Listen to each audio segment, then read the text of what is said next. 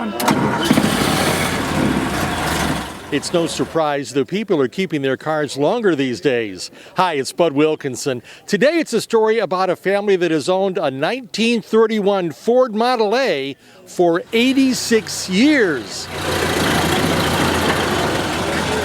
It was current owner Carlton DIngman's mother who paid $90 to get the Model A. She bought it in 1939 as her only car.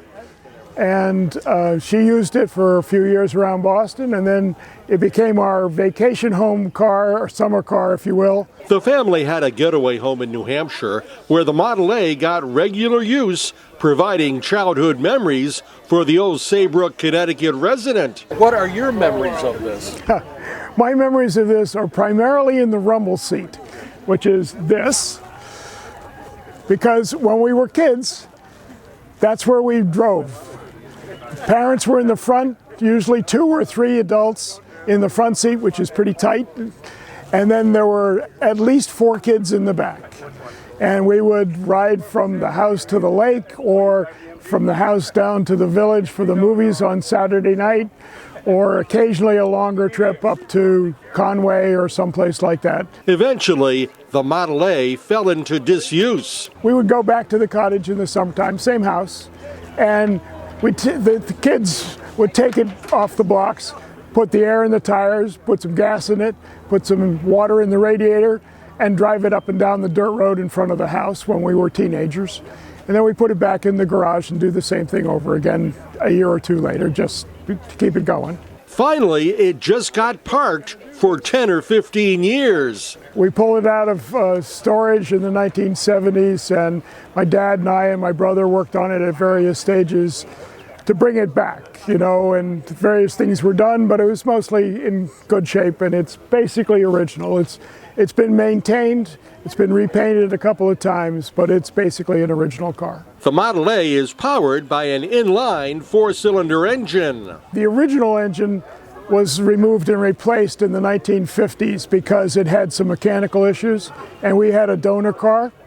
So we took the engine out and put in the donor engine, and in the 1970s we had that engine rebuilt by an expert in New Hampshire again. The car's flashy color scheme originated at the Ford factory. These aren't exactly Ford colors, but they're very, very close to the original colors on the car. It was Bronson yellow and brown and black fenders. Oh, really? Yep. So that's basically a standard color Model A Cabriolet.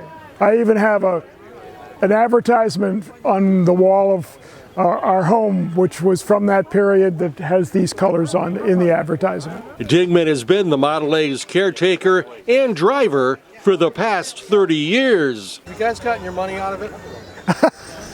Yeah, I think we have.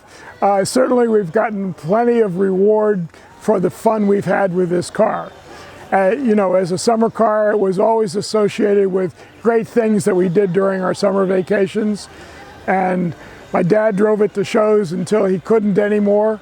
And I've been driving it to shows and driving it around for the last roughly 30 years. What happens to the Model A going forward is a question mark, though. You are now considering selling it. Why? I don't have anybody to leave it to at this point. So it's one of those things that, because of its unique nature and the way people drive today, it requires special care, and I just don't have anybody who's in a point in their lives where they can take it on.